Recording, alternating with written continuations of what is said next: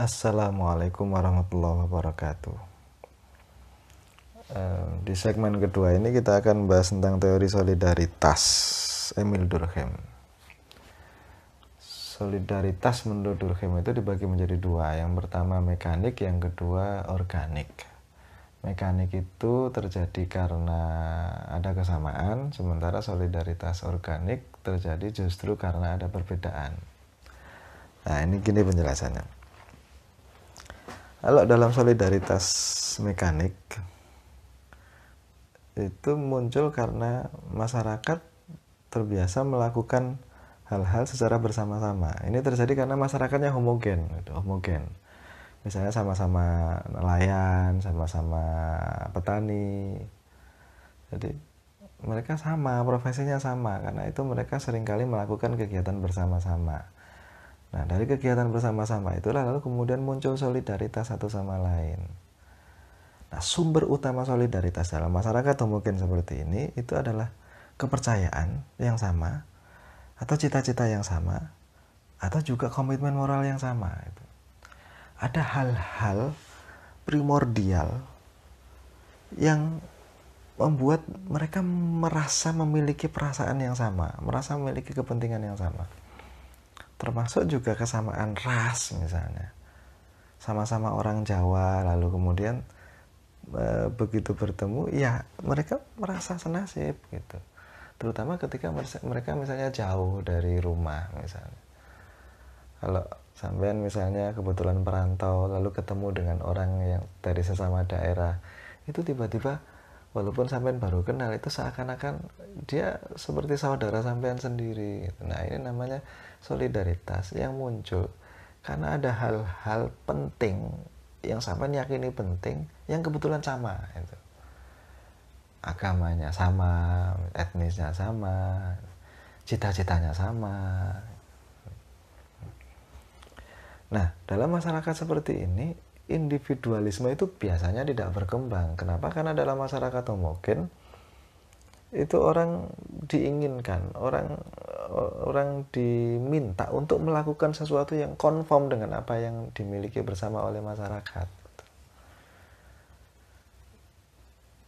Ini misal orang muslim misalnya, komunitas muslim misalnya, karena sama-sama muslim maka dia diharapkan sholat gitu. Karena semua orang Islam diharapkan sholat gitu. Bahkan sholatnya pun kemudian diharapkan sama dengan orang-orang lain gitu. Kalau sampean misalnya dalam masyarakat yang solidaritasnya homogen, lalu sholat dengan cara yang berbeda dengan apa yang selama ini diyakini benar oleh masyarakat, itu sampean boleh jadi dikucilkan, atau bahkan boleh jadi kemudian ada sanksi yang akan diberikan oleh masyarakat pada sampean. Kenapa? Karena sampean tidak melakukan sesuatu yang konform dengan apa yang diinginkan oleh masyarakat.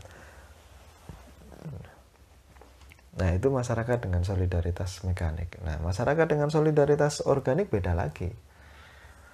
Solidaritas ini justru terbangun karena perbedaan. Ini orang memiliki aktivitas dan tanggung jawab serta pembagian kerja yang berbeda-beda. Nah, ini muncul dalam masyarakat perkotaan. Di dalam masyarakat perkotaan itu kan spesialisasi pekerjaannya luar biasa besar. Satu desa itu, wah, kita tidak bisa menghitung berapa jenis pekerjaan yang dimiliki oleh masing-masing orang di dalam masyarakat perkotaan. Bahkan jangankan satu desa, satu kos saja itu mungkin status dan profesinya beda-beda. Ada yang pegawai pabrik, ada yang mahasiswa, dan lain-lain. Nah, karena spesialisasi pekerjaannya itu tinggi, maka setiap orang itu hanya bisa melakukan hal-hal yang terbatas pada profesinya, pada pekerjaannya.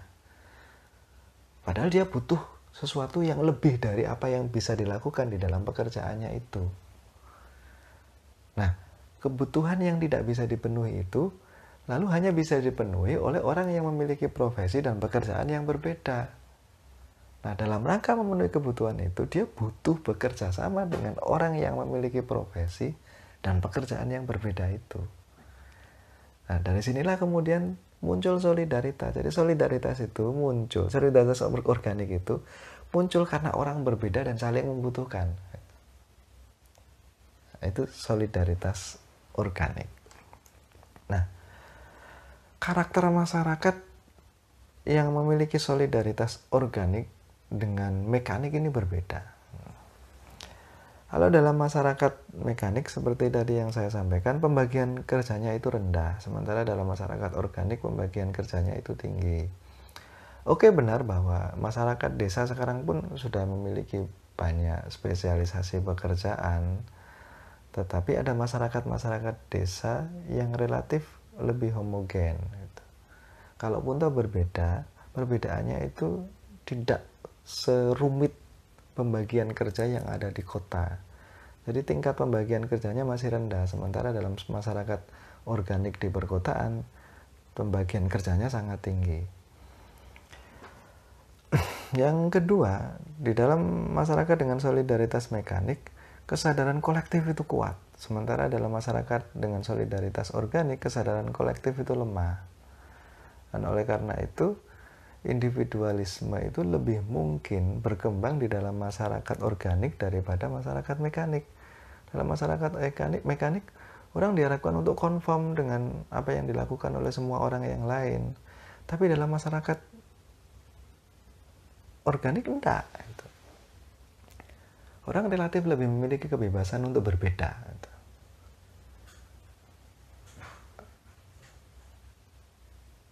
Orang boleh sholat dengan cara yang berbeda dengan orang lain gitu.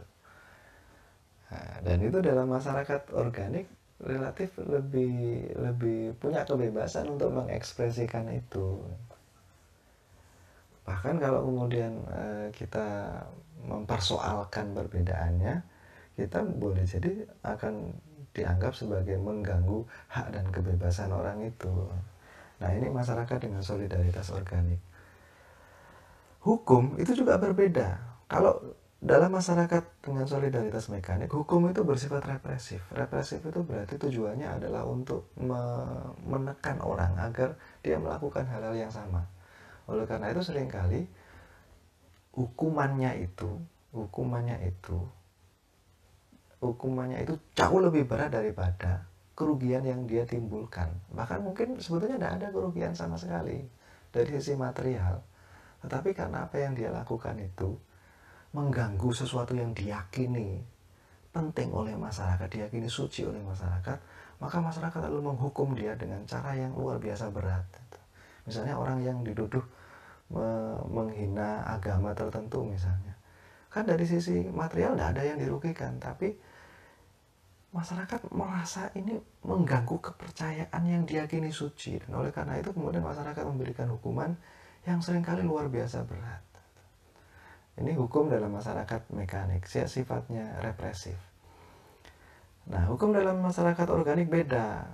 Dia tujuannya adalah untuk mengembalikan pada keadaan semula, sehingga beratnya hukuman itu akan disesuaikan dengan kerugian yang ditimbulkan. Kalau kerugiannya besar, hukumannya berat. Kalau kerugiannya ringan, tidak berat. Kalau kerugiannya kecil, hukumannya ringan. Gitu.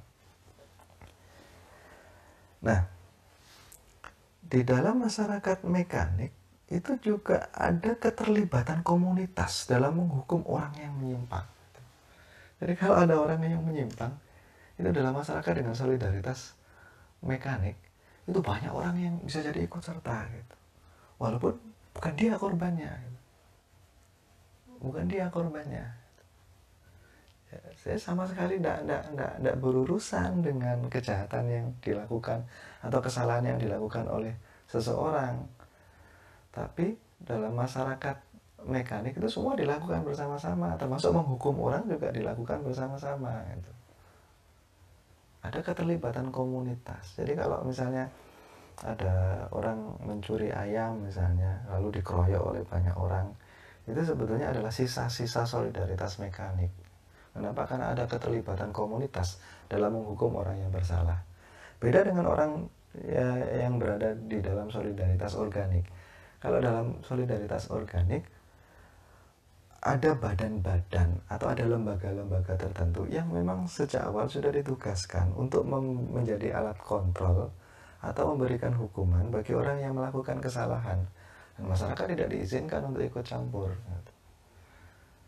Jadi kalau misalnya ada pencuri, yang berhak memberikan hukuman itu ya aparat penegak hukum, ada hakim, ada polisi, dan lain-lain.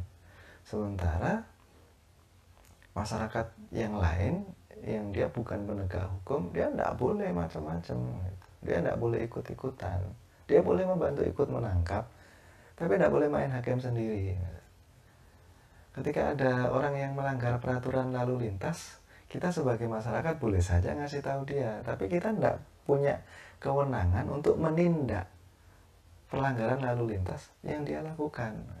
Kenapa? Karena kita masyarakat biasa, dan dalam masyarakat di mana ada solidaritas organik, hak untuk memberikan hukuman, memberikan sanksi, itu hanya dimiliki oleh orang-orang yang memang secara sah memiliki kewenangan untuk itu.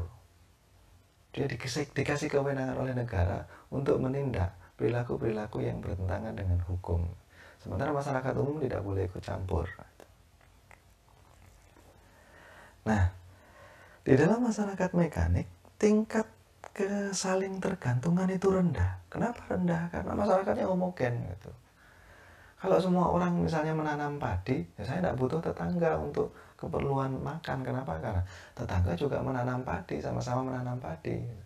Jadi tingkat ketergantungannya itu rendah gitu. Sementara dalam masyarakat dengan solidaritas organik sangat tinggi.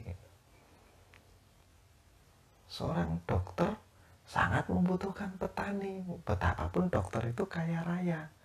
Kenapa? Karena dia tidak bisa menghasilkan padi sendiri, itu tidak bisa.